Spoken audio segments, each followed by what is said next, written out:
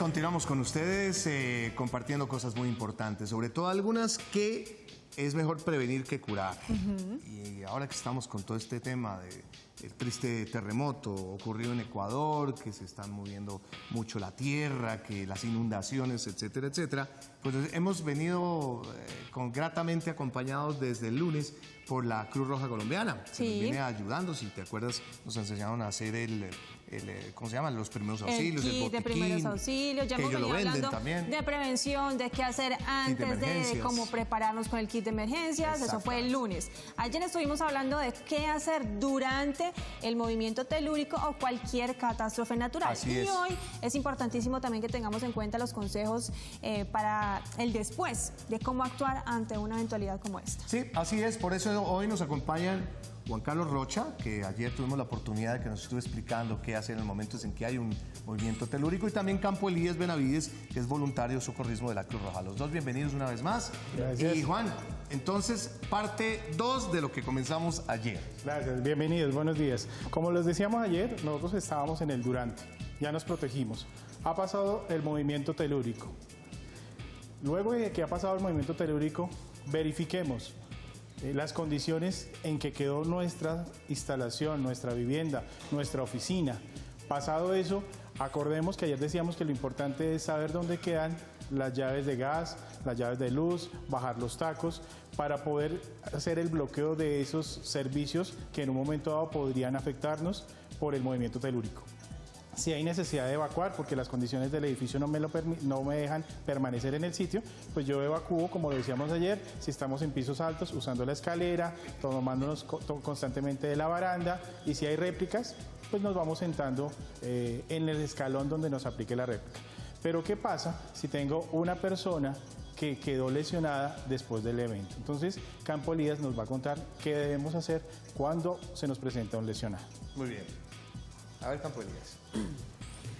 Bueno, lo primero que deberíamos hacer nosotros es garantizarle al paciente que pueda respirar, que su vía aérea esté permeable, y garantizar que no tenga ningún tipo de hemorragia.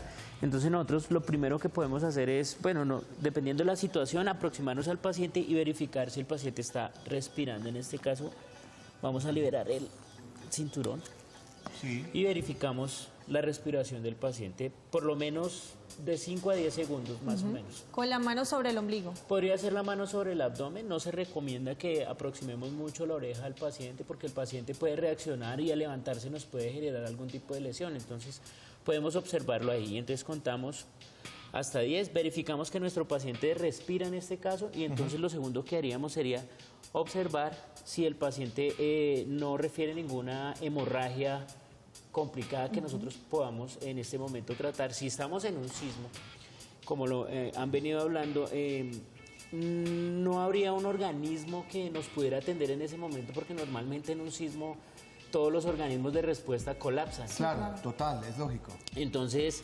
tendríamos que hacerlo nosotros.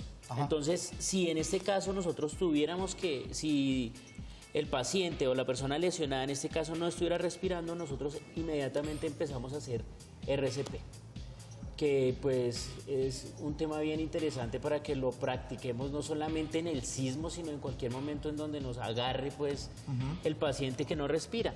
Entonces lo que nosotros hacemos en este caso sería poner las manos sobre el pecho del paciente, ¿sí? En medio del pecho, cruzar las manos y empezar a hacer compresiones a un ritmo, a una velocidad de 100 a 120 compresiones o movimientos por minuto.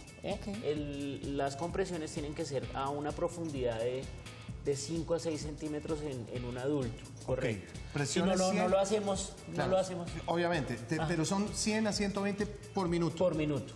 Y eso es con el objeto de que reaccione el músculo del corazón. Empiece a trabajar otra vez y mejore el tema respiratorio. Si no respira y yo tengo los elementos para realizar, digamos, las ventilaciones, utilizaría un aparatico como esto, que es una máscara de RCP, que yo la pongo en la cara del paciente y lo ventilo. Si yo no conozco a la persona, sería óptimo utilizar un aparatico como esto, pero no se recomienda. Si es tu familiar o algo así, pues podrías entrar a hacer las ventilaciones del paciente.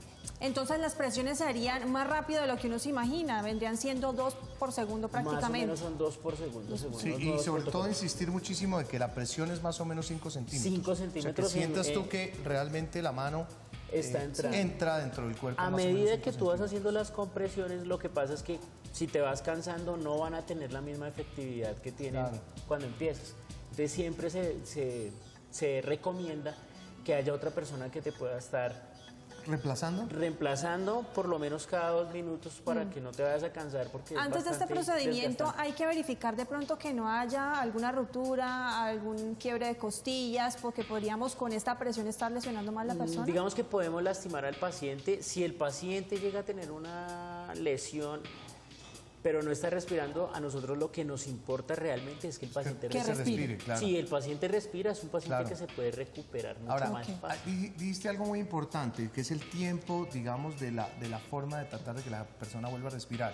Porque uno de pronto al minuto ve que no está reaccionando y dice, no, ya está muerto, no podemos... murió. Hay que insistir durante ¿cuánto tiempo?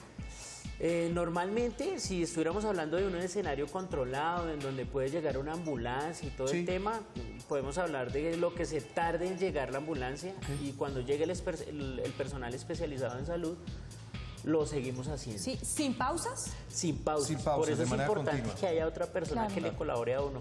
Campo Elías, si no fuera un adulto, fuera un niño, que las condiciones físicas son diferentes a las de un adulto, ¿es el mismo proceso, la misma cantidad, la misma profundidad?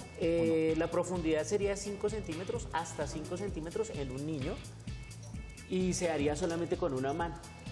Mira, el ejemplo sería con una mano, en lugar de utilizar las 2 manos, solamente lo que yo haría sería utilizar solamente una mano. Sí, la mano de la fuerza de uno. La mano, sí, porque pues ahora hay niños más grandecitos que antes. Entonces, sí, dependiendo del tamaño del niño y dependiendo del tamaño de la persona, del auxiliador, se podría pensar en utilizar una sola mano o utilizar las 2 manos. Otra cosa, si tienes un lactante, que entonces ya no utilizas ni la mano, sino utilizas los 2 dedos. Los 2 dedos. Sobre el mismo sitio. ¿Es igual de fácil hacer la reanimación en hombres y en mujeres? Lo digo por las mujeres, por los senos. Sí, no sé si de pronto resulta algo incómodo hacer la presión. Normalmente lo que se trata es de proteger mucho la integridad de la persona, del paciente, su parte íntima, pero pues... Además que lo que te entiendo es que la mano va colocada en el diafragma. Sí, en la mitad... Va en la mitad del pecho. En la línea media intermamilar, o sea, entre mamila o busto, pezón, va ahí. Sencillamente lo que uno hace es subir un poquito, digamos en el caso de las damas, subir el brasier y poner la mano ahí para no... Correcto. Que prevalezca la vida. ¿Qué otro paso? Bueno, otra cosa, después de que sigamos en el caso de que el paciente está respirando, entonces lo que tenemos que empezar a valorar exactamente es el estado de las hemorragias, ¿no? Entonces... preferiblemente siempre con guantes. Luego lo voy a hacer con guantes, pero deberíamos hacerlo con guantes. Entonces lo que hacemos nosotros es retirar los lentes del paciente porque de una u otra forma podrían entrar a generar algún tipo de lesión y empezar a valorar el paciente, ¿cierto? De la cabeza hacia los pies, cefalocaudal, buscando hemorragias. Cada vez que yo voy revisando a mi paciente, voy revisando mis manos que no estén... Si hay sangre o no. Si hay sangre. Lo hago de una manera rápida. ¿Listo? Empiezo a valorar a mi paciente de una manera rápida, sin moverlo, porque en este momento yo no estoy fijándome si el paciente tiene algún tipo de fractura. Entonces yo solamente estoy valorando la parte hemorragias. ¿Sí? Entonces valoro, verifico y voy mirando. En el caso de que yo llegara a encontrar una hemorragia significativa, lo que tengo que hacer inmediatamente es controlarla. Y en primeros auxilios lo que se nos olvida muchas veces es que problema que yo encuentro, problema que yo controlo. Si el paciente no respira, lo que tengo que garantizarle al paciente es su respiración. Si respira y tiene una hemorragia, tengo que controlarle la parte circulatoria, las hemorragias. En este caso, pues, podríamos hacerlo con lo que tengamos en el botiquín de la casa, o si no tenemos, podríamos hacerlo con prendas que estén en la casa pero que se encuentren en un estado pues limpio. Y lo que vamos a generar sobre el paciente es presiones directas sobre la herida. Lo podemos hacer directamente con nuestras manos sin utilizar ningún tipo de elemento, solamente con guantes y hacer presión directa. ¿Qué tan apretada debe quedar esa prenda para cortar el chorro No de vamos sangre? a, lo que mencionas es normalmente lo que todo el mundo piensa, utilizar torniquete. Sí. Entonces todo el mundo torniquete y torniquete, no. Lo que vamos a hacer es presión. Entonces, si digamos Juan Carlos estuviera o presentara un sangrado en un brazo, lo que nosotros vamos a hacer es presión directa sobre la extremidad. Digamos en una pierna, yo lo que voy a hacer es presión directa sobre el sitio en donde se encuentra el sangrado. Si el sangrado ya es muy profuso, si es muy grande, lo que podríamos hacer es elevar si la extremidad no tiene ningún tipo de lesión diferente a un sangrado, porque si es una fractura y yo elevo, lo que hago es complicar a mi paciente. Claro, además que lo que usted está hablando es de primeros auxilios, Sí. Claro. finalmente, porque pues, la persona puede estar en unas condiciones muy diferentes, difíciles, lo que hace uno es recurrir a esos primeros momentos de auxiliar al paciente, ¿no? Sí, aquí sería presión directa y lo que podría hacer después es con los vendajes, normalmente vendajes elásticos que todos tienen, el vendaje elástico generar un vendaje compresivo para que me garantice que lo que yo estoy haciendo ahí se mantenga, mientras que llega alguien más capacitado o mientras yo puedo remitir o trasladar a ese paciente a un sitio en donde lo van a atender. Juan Carlos, Esta sería la forma correcta de actuar, porque por lo general, ante un caso como lo que vimos ahorita en Ecuador, pues uno por el desespero, la ansiedad de no saber qué hacer, de pronto como primera medida toma es agarrar al paciente, ponérselo al hombro o tratar de alzarlo y llevarlo en un taxi, en un transporte hacia un centro médico. ¿Es mejor hacer primero todo eso que nos acabas de enseñar para verificar? Preferiblemente manejar la parte respiratoria y la parte... Hay dos situaciones que pueden complicarnos mucho a un paciente, que normalmente uno encuentra es que, ay, se rompió la pierna y ¿qué voy a hacer con esta pierna rota? Si el paciente no respira, no tienes paciente. Claro, total. Ahora, claro, depende de las condiciones del momento que se está viviendo un accidente de esta naturaleza. Regularmente, bueno, voy a hablar un poquito en serio, pero en las películas uno ve que cuando la persona no está totalmente inconsciente, sino está con los ojos abiertos, se le dice, no cierre los ojos, sigue manteniéndote consciente, respira. O sea, eso es verdad, que es importante como inducir a la persona para que no se duerma, para que no entre en un estado diferente a estar despierto con los ojos abiertos. Lo que pasa es que como estamos en primeros auxilios y yo no tengo el conocimiento médico, la mejor comunicación que yo puedo tener con un paciente es cuando él está despierto. Entonces yo le puedo estar preguntando constantemente cómo se va sintiendo. Como decía Campo Elías, le coloqué el vendaje y el paciente al rato empieza a decir, ¿sabe qué? Se me está durmiendo la pierna. Entonces eso es signo que yo puedo llegar y aflojar un poco el vendaje. O sea, tengo una comunicación mejor y más fluida con el paciente. Si el paciente dice, no, déjeme, yo quiero entonces uno le dice, no, los manténgase despierto porque eso me permite que él siga respirando. Claro. Cuando él queda inconsciente, puede estar sospechando que él quedó inconsciente y debo verificar, como decía Campo Elías, que no tenga que hacer otra vez RCP. Claro. Sí. Pero mire, usted lo decía, y lo decías claramente tú, Campo Elías, yo creo que hay que practicar, porque una cosa es cuando llega la realidad, pero también el practicar serios también da una posibilidad para que en el momento que Dios no quisiera llegara, uno cómo actuar de manera casi instintiva. Creo que es muy importante. Ante un infarto, ¿qué hacer con la persona? Bueno, normalmente cuando una persona sufre un infarto tiene una serie de síntomas antes de que el paciente pueda hacer un paro cardíaco.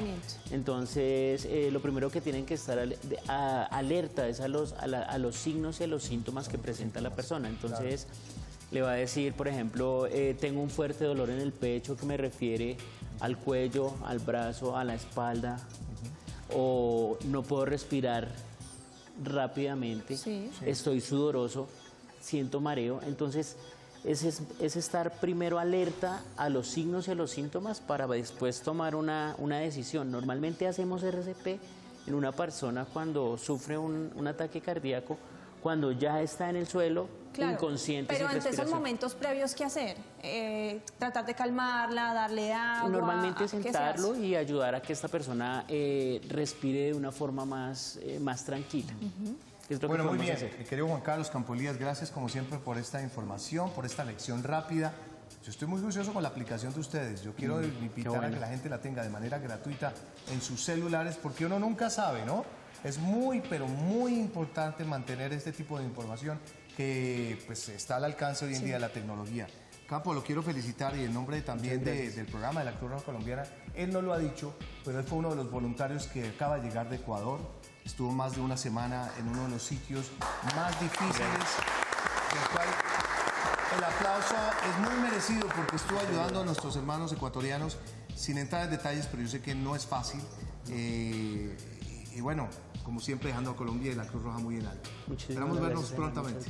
Gracias. Muy bien.